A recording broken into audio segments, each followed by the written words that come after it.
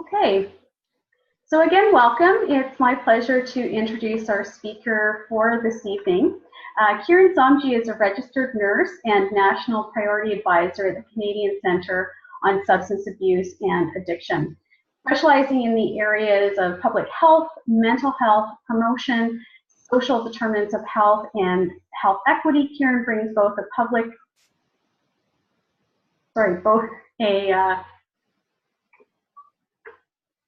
both a public health and mental health lens focusing on priority populations such as children and youth. Kieran holds a Bachelor of Science in Nursing from the University of Ontario Institute of Technology, as well as an RN designation from the College of Nurses of Ontario. So welcome, Kieran. I will turn it over to you. Perfect. Thanks for the introduction, Leah. I'm just going to make sure that everyone can hear me okay. And if they can't, please just message Leah in the box. As Leah mentioned, any technical difficulties, she will be happy to assist you with those. So I'm happy to be here tonight and share the work of our cannabis team with you. And I'm just going to get the slide presentation started. So for those of you that are unfamiliar with our organization, CCSA was created by Parliament to provide national leadership to address substance use in Canada. As a trusted council, we provide national guidance to decision makers by harnessing the power of research, curating knowledge, and bringing together diverse perspectives. Our vision is a healthier Canadian society where evidence transforms approaches to substance use, and our mission is to address the issues of substance use in Canada by providing national leadership and the power of evidence to generate coordinated action. So working with all levels of government, the nonprofit and private sectors, CCSA led the first development of the Pan-Canadian strategy on substance use in 2005. And what you see here on the slide are 13 areas of priorities, but for the purposes of our presentation tonight, I'd like to highlight the following in red for you. So the first of these are problematic substance use and co-occurring issues. The second you'll see here are children and youth. And of course, the third is cannabis, which we'll be talking about tonight. So just a quick note here related to our presentation. I'd like to just point out that my expertise is not in the area of the proposed provincial legalization and or specifics that are related to the legalization. So while I'm happy to share with you our research and information on youth perceptions, having those legalization considerations in mind, the actual legalization of cannabis is not something that we're going to be diving into tonight. However, for your reference and at the end of the presentation, we have included a CCSA resource for you titled the Canadian Provincial and Territorial Cannabis Regulation Summary, and I'll make sure to leave this along with some other resources for Leah to pass along and share with you after our presentation. So to start off and to set the context for this evening, what we know is that 21% of youth aged 15 to 19 years old reported past year cannabis use in 2015. Canadian youth have one of the highest rates of cannabis use in the world, second only to those in France. Youth are at an increased risk for harms related to cannabis use, which includes harms that are related to brain development, addiction, and driving impairment, all of these that we're going to be touching on later. And research shows that youth have misperceptions and misconceptions about the risk of cannabis use. It's important for me to point this out tonight because what youth believe to be true might affect their decisions about how and when they're using cannabis. So knowing that youth lack clarity about the effects of cannabis on the body and the brain, this lack of clarity is concerning to us. As I mentioned, perceived risk of use actually relates to the rates of use. This could mean that the more youth perceive cannabis to be a risk-free or less risky substance, the more likely youth are to engage in cannabis use. Also knowing that the current Canadian government intends to legalize and regulate cannabis, we began on a journey at CCSA to uncover the attitudes, the beliefs, and the opinions of youth about cannabis to help inform prevention efforts. And this actually became our study objective. So more specifically, we sought out to answer the following questions. What do Canadian youth think about cannabis? What false information do young people often believe to be true about cannabis? And what measures can help prevent cannabis use and the related harms amongst young people? So for our study, male participants made up 47% of the group that we engaged with. Female participants made up 53%. And the differences between male and females were not specified or discussed through our research findings, so that's just something to note here. And in terms of participants' provincial representation, 29% of the participants that we engaged with were from Ontario, 35% were from Alberta, 23% were from Nova Scotia, and 13% were from Saskatchewan, with 48% living in rural areas and 52% living in urban areas. So you can see here that there's a bit of a variety in which we had representation for the youth from. And this is just to give you some background on who we actually engage with and what our participants look like. Overall, 44% were recruited through a community center, some of which provided services for at-risk youth, and then 34.5% of participants were recruited through their high school, 11% were recruited through personal networks, and 8% were recruited from alternative school, with 2.5% hearing about the groups through their addictions counselor. So again, you'll see that there's a variety in representation here. So something for us to also note here when we discuss our research findings is that the sample that we put together was not intended to be representative of all Canadian youth. The idea behind our participant recruitment was to design and provide a group where contrasting opinions within the groups were present, but also to foster an environment where participants really related to one another and were able to understand each other's lifestyles so that they were comfortable discussing the topic area at hand. So from our study and through our discussion with these groups, I'm going to share with you tonight what we learned about youth directly from the youth that we engage with, what it is that youth think about cannabis.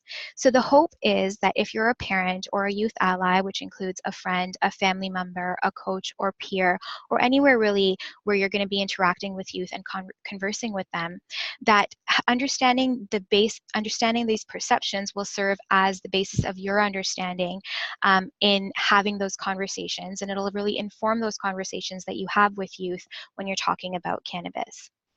So through our study and through our findings, one of the first things that we learned is that youth use cannabis for a variety of reasons. So the first of these is to be liked and to be connected to peers and family, to fit in and to take on an identity. We also learned that they use it out of boredom. Another reason that they expressed was due to availability and acceptability. So what I mean by availability is that the youth discussed that with cannabis, there's no age limit, whereas with alcohol, it's highly regulated. So you need an ID, you need to be of legal age, you need to be able to walk into a location that's selling it. Where cannabis, on the other hand, is not regulated. And what we heard is that based on that, youth find that it's actually more readily available. Related to acceptability, youth felt that cannabis was the least stigmatized drug. No one felt embarrassed or awkward to disclose to us that they use it because marijuana, from a youth perspective, is treated very casually in many instances. Through our findings and through our groups, some youth even stated that they used cannabis because their parents actually didn't mind. In fact, parents preferred cannabis over alcohol as it was perceived to be safer. Other youth said that when told not to use it, they did it anyway as an act of rebellion. We also heard that youth use cannabis due to their own perception that cannabis is healthier than other substances. For instance, when it's compared to alcohol, as there's no hangover that's associated with cannabis use, and that's just one example there. We also heard that youth use cannabis for medical, physical, and mental health reasons, which include things like youth researching and self-diagnosing both mental illnesses and then cannabis as a solution. So the thing is that youth are doing their own research out there and self-diagnosing those things like anxiety, depression, eating disorders, and then they're using cannabis to cope and manage these self-diagnoses. Or when they are clinically diagnosed with any of these illnesses, youth are self-medicating with cannabis in order to cope and treat those illnesses. Some examples of this include to manage stress and anxiety, or with a eating disorder, to eliminate feelings of shame, as smoking cannabis and having the munchies alleviates that stigma that's associated related to eating. Youth are also using cannabis to manage chronic pain and mental illness due to the perception that cannabis is less harmful to treat things like cancer, arthritis, seizures, when compared to other pharmaceutical drugs. In our findings, we also heard that youth use cannabis to escape reality. So a lot of youth told us that the main reason that they use cannabis is because they want to escape the present, whether they are, stressed out at home or at school or amongst peer groups. When they're high, everything disappears. So we see this as being used as a coping mechanism here. Now, when asked about understanding the effects of cannabis, most participants could identify negative effects or harms including lung damage, addiction, and driving impairment. But what was really interesting here was that youth stated that they were not really concerned by these. Their perceptions were that those negative effects don't apply to everyone, and we found that this perception is often used as a defense for their use. We also noted that use was being viewed as based on someone's personality. So for example, youth stated as others having an addictive personality, or they described that it was based on having individual willpower. So youth felt that, when you use cannabis, you have the willpower to control when and how much you use it. And we noted that with this group, this age group, the substance doesn't have that same stigma that's associated with it as other substances based on those physical addiction properties. When cannabis and driving were discussed, a majority of the participants recognized that cannabis can affect driving, but they said that it really depends on the person, how much they smoked, and their individual tolerance. So a large majority of youth participants knew that cannabis use would slow reaction time and reflexes. It would impair cognitive functions and motor skills and distort perceptions of time and space. And youth did feel that cannabis could cause confusion, disorientation, hallucinations, and sleepiness for the driver, as well as alter vision and impair concentration and slow driving. They were aware of all of these things. But what's interesting is that almost all of the participants were strongly against getting in a car with someone who was under the influence of alcohol or on prescription medications, but only some of the participants felt this way about riding in a car with a cannabis impaired driver. It was also acknowledged that it can be hard to tell for youth if someone is high in contrast with someone who is drunk, due to only slight and subtle changes in physical behavior. So overall, youth found it difficult to visually identify a cannabis impaired driver, and that can be concerning, for youth getting into a car with a cannabis impaired driver. What was also interesting in our findings is that youth were aware that getting caught driving high would result in the same punishment as being caught as driving while impaired by alcohol, but they expressed that they had not heard of many of their peers being caught for this offense, and thus thought it was unlikely that they would be apprehended for something like this. Some participants also believed that police had limited capabilities to detect if a driver had used cannabis, or that the police were unlikely to take the time to reprimand someone who had. So this contributes to that thinking as well. Youth also expressed that they don't often hear of driving under the influence, DUIs, and major crashes due to cannabis, specifically when compared to alcohol. So a lot of what we hear here are those misconceptions and that confusion related to cannabis and driving. So the next thing that we talked to youth about was cannabis and brain development. And when discussing cannabis and brain development, many youth knew, assumed, or guessed that cannabis affects brain development, but did not know how or why. Some also expressed knowing this, but that the correlation for them did not deter their use. So it didn't affect how much they used, how often they used, etc. Some youth had the perception that recreational use does not affect the brain, stating, oh, this doesn't affect me because I don't use it that often. And then some youth expressed that cannabis use stunts growth, affects memory, decision making, and it lowers intelligence, while other youth noted that it actually makes the brain more awake, and it makes them feel more alive, and it promotes healthy development. So this just further illustrated for us that a need for education and awareness, especially in this category, was very, very evident. Our researchers also discussed cannabis and addiction with youth, where they found that youth believe that the drug isn't addictive. It's the feeling that is addictive. Some youth stated that, as you can see on the slide here in quotes, that THC has been confirmed that it's not addictive, but it's not the chemical that's addictive, it's the rush. It's the feeling and it's the notion that there's nothing wrong in that moment. That's what's addictive.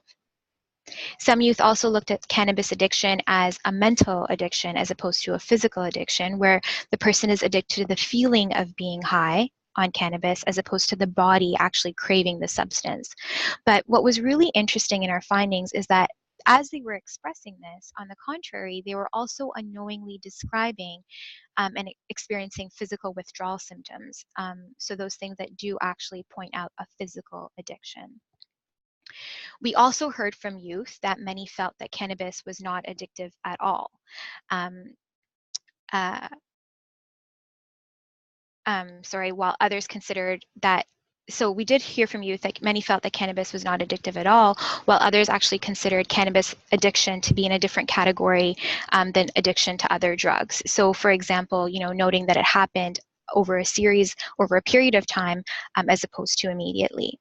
Some youth also describe that people with addictive personalities can become addicted to cannabis, and that this addiction is more personal choice rather than an uncontrollable addiction, and that was the belief there. Many youth noted that addiction to cannabis was related to the need for a person to escape his or her reality or problems, making this escaping aspect of use addictive, not the drug itself. So youth describe the escaping aspect of it and the feeling of escaping to be the addictive component as opposed to the actual drug itself. And again, just to point out here that we can see from these findings that there's just some really interesting perceptions that exist with youth when we talk about cannabis and addiction. Now, related to legal status, youth had the perception that they can possess small amounts, just not enough to sell. Youth were also confused by varying policies and the presence of dispensaries in Canada, and that was found to be confusing for youth. Related to the legalization, youth had differing views on legalization. So on the pro side, youth believed that legalization would regulate cannabis and that it would show a reduction in the illicit market and that profits from sales could help the economy. And on the con, youth believed that drug dealers would just push harder drugs post the legalization and that the proposed age limits would actually cause challenges, and then again that the profits would go to government. So overall, and before we get into this next slide, I kind of want to just summarize, what we heard. What we heard was that participants identified that inconsistent information and messaging is a major barrier to teaching youth about the effects of cannabis. There's conflicting research out there about the harms and benefits of cannabis, as well as pro-cannabis and anti-cannabis groups that are advocating for different agendas, and that really poses to be confusing for youth. The reality is that youth are free to make their own assumptions about the drug. So, they're able to pick and choose exactly which information they pick up, what they believe, and then how they want to use it and how they want to act on it. And participants that we engage with said that this lack of clarity for them was compounded by the availability of cannabis and cannabis-related products. A majority of the participants, if not all of them, reported using the internet as a source of cannabis information, like it is for so many of us. But many youth struggle to distinguish between credible and not credible sources for cannabis. They were really confused by the contrary research findings, often causing them to, discredit all the research on the topic in its entirety, which is not something that we want. Although most participants had some memory of receiving prevention messaging about cannabis in previous years, very few remembered what it was that they were taught. The clearest message that youth remembered was just the just say no message, which did not resonate well with youth. And I really just want to reiterate and emphasize that here, that the just say no message did not sit well with youth. A smaller number of participants commented that they did not receive any prevention messaging, and if they did, they can't remember it any longer. Youth also felt, and it's important for us to note this here, that an adult or a person of authority, such as a police officer, talking to a class in a presentation style format was boring and ineffective. So that brings us to this slide here for suggestions for prevention from youth. And this is what the youth said to us. They said that prevention messaging should be delivered by someone with experience or by peers. Authority figures such as teachers, police, sometimes parents, and counselors had no experience with cannabis use and did not understand the circumstances and the pressures that are faced by modern youth. Someone who has used cannabis, especially in, someone that's close to their age, is seen by this age group as a more legitimate source, and this would provide them with an opportunity to ask questions where they wouldn't have to fear, getting in trouble or being pressured. They also suggested that messaging should address both the positive and negative effects of cannabis. Youth would like to see unbiased, evidence-based information on both the positives and the negatives of cannabis use. Youth considered cannabis prevention is an important addition to the curriculum through health class, for example, but only if it's not delivered in a preachy manner. The facts can be used to help youth make informed decisions on their own as opposed to being told how to behave. So participants also advocated for more research on the positive aspects of cannabis and the incorporation of this research into prevention efforts. So what we really see here is that youth really want to see the facts on both sides. They want to know what the positives are and what the negatives are, and then they want to decide for themselves. Some of the topics that youth expressed that would be beneficial for them to get more education or further education on are topics like drug-impaired driving education, the explanation of ways in which drugs affect the body as opposed to only learning the effects, dangers of synthetic cannabis, the dangers of use on mental health, addiction, and the brain, and then strategies to quit. So this just gives us an idea of, what types of conversations and what types of information the youth are looking for. Youth also said to include harm reduction as opposed to the just say no message. So this takes me back to that point that I mentioned earlier, where they really want to see a harm reduction approach as opposed to a abstinence or no, just say no approach. Youth wish that guidelines were available which outlines safe cannabis use, such as how much can you smoke before you damage your brain, or how often can you smoke before the risk of lung cancer. And within our groups, participants reasoned that youth will be using cannabis regardless. It's out there, people are using it. So resources would be better spent aiming to reduce the harms that are related to the use. And that's where that harm reduction approach comes into the picture. Youth also told us to start prevention efforts earlier with consistent follow-up. Participants that we engage with felt that it would have been beneficial for them to receive drug education and information immediately before they entered high school, where they were faced with opportunities to use drugs. So to have this information on hand before they were even exposed to the opportunities, and then consistently follow through with this education throughout their education cycle. So whether it was through, health class or through driver education, assemblies, or guest speakers. The last thing that you'll see here that youth suggested and for our prevention efforts was to really have a discussion with youth asking about what they think. They want to be heard, they want to be listened to, they want to express how they're feeling. So based on some of those suggestions, we furthered their conversation with the youth, and this is what youth said about talking to youth about cannabis. So one of the things that they mentioned was to start the conversation early, and this relates back to my last slide. Before youth try cannabis and when the time is right for both of you. So you assess, when the right time is, but really you want to introduce the topic and the conversation before youth try cannabis. The second thing is to use a constructivist approach. So the idea here is to create a context of inquiry rather than approach the youth from a lens of being the expert. The thing is, and as I mentioned before, youth do their own research, and we have to remember that. They're free to pick up what they want to believe and act on what they want to act on. And so creating that context of inquiry rather than approaching the youth from the lens of being the expert is helpful in framing that discussion. Youth also said that role playing would help. After determining the readiness for this, which is the first component, you might want to work with youth to strengthen their refusal skills, meet them where they're at, and talk through challenging conversations and scenarios as a means to building and developing those critical thinking skills. So we really want to focus on developing those critical thinking skills so that youth are able to make their decisions and have the information to make those decisions when they're in these circumstances and situations.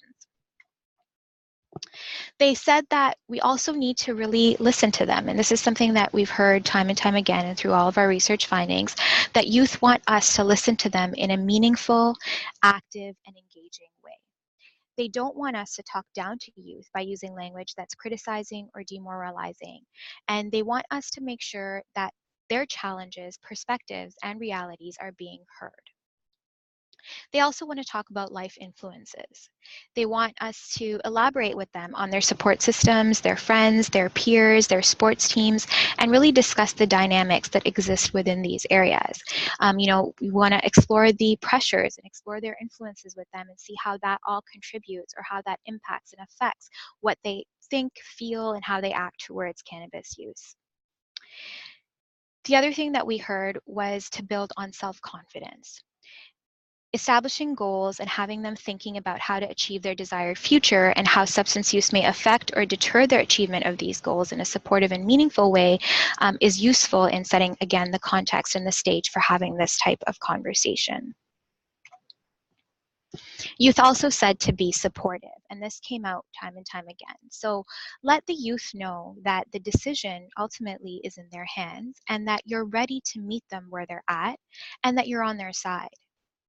Remember also that your influence matters. Youth listen, they watch, they pick up on things, and that influence is constantly there, and it matters related to their developing their critical thinking skills and the decisions that they're going to make in their day-to-day lives.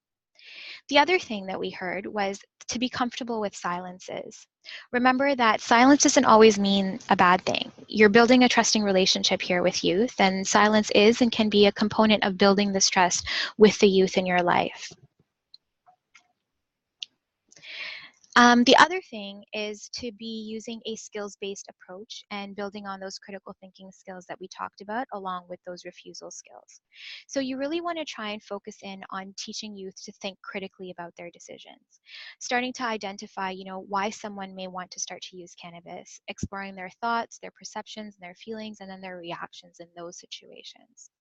You also want to discuss their influences. So not only be mindful of your own influence, but discuss the additional influences that exist. So there are many forms of interactions that they're having that may influence their decisions. This includes everything from, media to friends to sports teams. So having that conversation with them and really understanding what's happening and how they're being influenced can be really supportive and really useful to start these conversations. And then focusing on resilience building and coping skills. So really what that means is to strengthen their ability to be able to bounce back and manage and cope with the everyday. This is going to actually support them in their decision making and their critical thinking, and that ultimately will contribute to the decisions that they make when cannabis use is on the table. And last but not least, just remember that strong relationships will stand the test of time. So really building that relationship with your youth so that they feel comfortable and safe to come and approach you to talk about cannabis use. So in our research and through our conversations, in addition to telling us what to do, youth also told us what not to do. And this is what they said.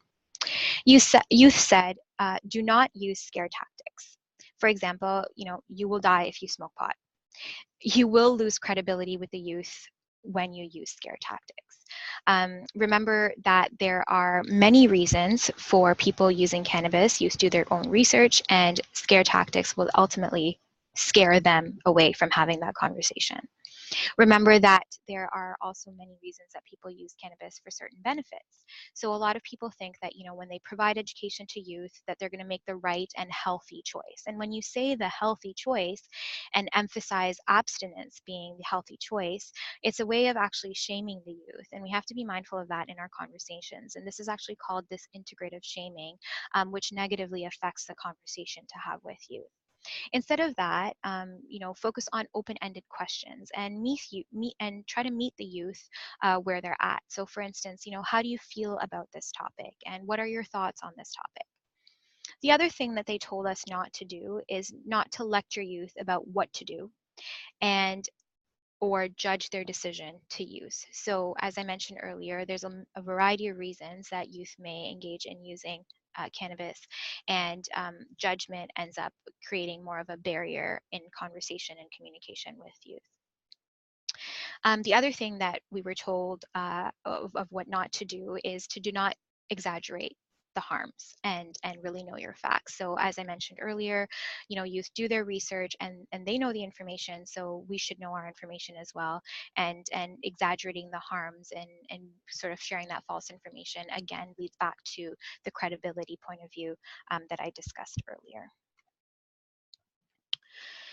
It is also important for us when we are engaging in these discussions to understand the difference between youth who use drugs versus youth with a substance use problem. So it's really important when engaging in these conversations and very crucial actually for us to understand the spectrum of use and why youth are using cannabis. So, it's whether they're curious, whether it's a means to being social, or whether they're using cannabis to cope, which then flags a problematic use for us. So having a better understanding of the spectrum can really help us understand and inform the conversation and discussion that we have with youth, because then we're aware about the spectrum of use and where they may land on it.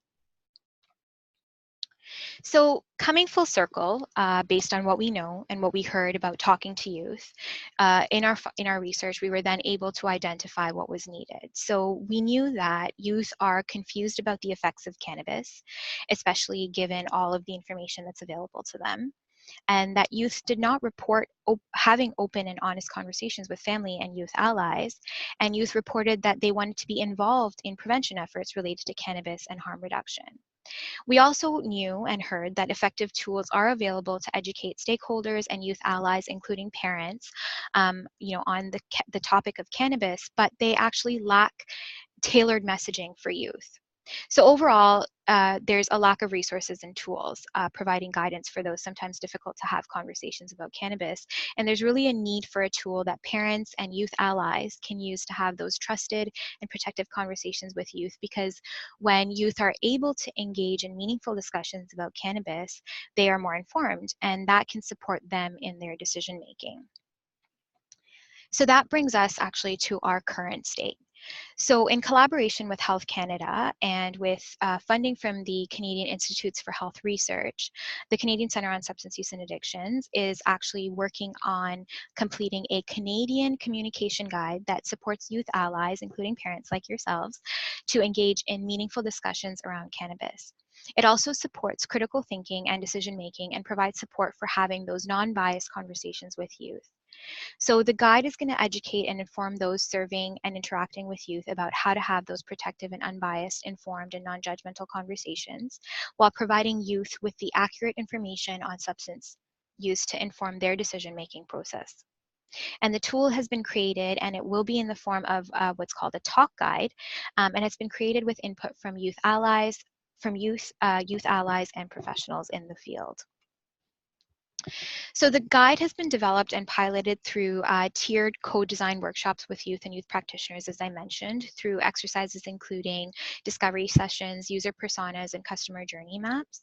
And this format of creation really allowed for participants and us to really discuss and provide feedback on the visuals that were appropriate to use with youth to have those conversations, and during those conversations, the tools that are and would be developmentally appropriate, the tools that incorporate reasons for use, and then as well as the spectrum for use, which I spoke to earlier, and tools with non-stigmatizing and age-appropriate language. So a lot of thought and a lot of research went into development of these tools.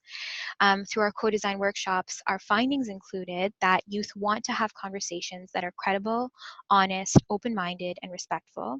And they want a youth ally to be trustworthy, engaged, and focused. And interestingly, youth allies use similar characteristics when describing successful conversations with youth. So for example, that they are judgment-free, that they consist of trust and honesty. So there were similarities and parallels there as well. So based on this feedback and through these consultations, we have developed this guide to communicate with youth about cannabis that will help allies such as yourself through the pathway of communication. So the guide is based on 3 different components. The first component is before the conversation starts, and that's to understand your own biases, attitudes, and becoming self-aware. The second piece is setting the stage, and that helps establish values of a youth ally and helps create a safe space for youth. And then engaging in the conversation. So really, topics for discussion, visual guides, as well as including and understanding the spectrum of use that we spoke about earlier. So the guide comes in 3 pull-apart tools that work together. Tool 1 is about checking and educating yourself. So this is a 1-page self-guided assessment of the allies' current perspectives on cannabis. And the purpose of this tool is to really become aware of your own biases and self-reflect on them before entering into that conversation so that the conversation can be non-biased and judgment-free. Tool number 2 is about guiding principles and establishing values and then creating a safe space to have this conversation in. So this tool provides the key principles on what it means to be an effective youth ally. So for example, what does empathy mean? What does being supportive mean? What does being empowering mean? This tool also guides youth allies to create an environment where youth feel comfortable sharing. So for example, it touches on using shared language and examples of how to respond to the discussion and using the use of nonverbal communication. Finally, tool number 3 is about the spectrum of use, and it outlines the key areas to discuss with youth in understanding them and where they're at, including the spectrum of use, the reasons for use, responsible use, and then harm reduction messaging, which we heard from youth. So with these easy to use tools, we're really hoping to provide youth allies such as yourself, including parents, with the resources and the supports that you need in order to have these protective, unbiased, non-judgmental conversations with your youth about cannabis use. So the date of the launch for these tools is yet to be determined. However, we are aiming for late summer, early fall, so everything is in process. And we will be in touch about when the tools become available with Leah and make sure that you get access to them. So that just about wraps up my presentation, information component for the presentation for you today on what we heard from youth about talking to youth on cannabis use. And what you'll see here on this slide, as promised, are a few resources that I'll make sure to pass along to Leah for your reference, and they may be useful to you in having or in starting discussions on cannabis use with the youth in your life. So the first of these is a resource for parents in helping your teen understand what's fact and fiction about marijuana. So this is a great resource, and I love this one because it really shares those common perceptions that youth have about marijuana and what the actual evidence says. So it's sort of a myths dispelling and fact and fiction type resource, and it's laid out really nicely where, teens say it's just weed and it has some of the misperceptions or common misunderstandings that youth may have, or misperceptions that youth may have about cannabis, and then it really mirrors that with what the evidence says. So that's providing the fact, and it really helps to have that fact versus fiction conversation. So the second resource that we have here for you is the health effects of marijuana infographic. And this is great to give a quick snapshot of the health effects of cannabis, including what you'll see here: mental health, driving, respiratory effects, and pregnancy. And it has a little bit of a descriptor of each, just to start to trigger those conversations about the health effects related to cannabis use. And then the third resource that we have here for you is our 2015 report, The Effects of Cannabis Use During Adolescence. And this is really a much deeper dive into the effects of cannabis during adolescence. So it really elaborates on those health effects and more included in this report. The fourth resource that we have here for you is a drug impaired driving toolkit infographic, and it gives a really nice overview of how drugs negatively affect driving performance and increase the risk of a crash. You'll see here that the first of these is marijuana, highlighting the impairment on short-term memory and concentration, but it really has some of the other drugs like opioids, sedatives, and stimulants, which really help facilitate that conversation around substance use with youth. Finally, and as I mentioned earlier, the last resource that I've included here is our Canadian Provincial Territorial Cannabis Regulation Summary, which provides an overview of the regulations that are announced and anticipated for legalization. So for those of you interested in that area, this gives a really nice snapshot of what we're looking at and what's to be expected, and we try to update this as frequently as possible. So as mentioned, I will make sure to collate these resources and send them off to Leah to share with our participants after today's webinar. So that just about wraps the resources section up. And now I'll open up the floor through Leah for any questions that folks may have online or that may have sent in through the chat box. And I'll do my best to answer on behalf of our team, but for anything that I can't specifically address today, I'll make sure to take it back to our researchers and get back to you on if it's research specific. And just to note here too that I will be sharing my contact information on the next slide. If you'd prefer to get in touch with me offline or in private, I'd welcome that conversation and dialogue offline. So I'll open up the floor now for any questions. Thanks, Kieran. Again, if you have any questions that you would like addressed now, if you can put them into the chat box. We haven't had anything come through during the presentation, but if there's something that comes to mind, just take a minute, pop it in the chat box, and we can get Kieran to address it now while we're online.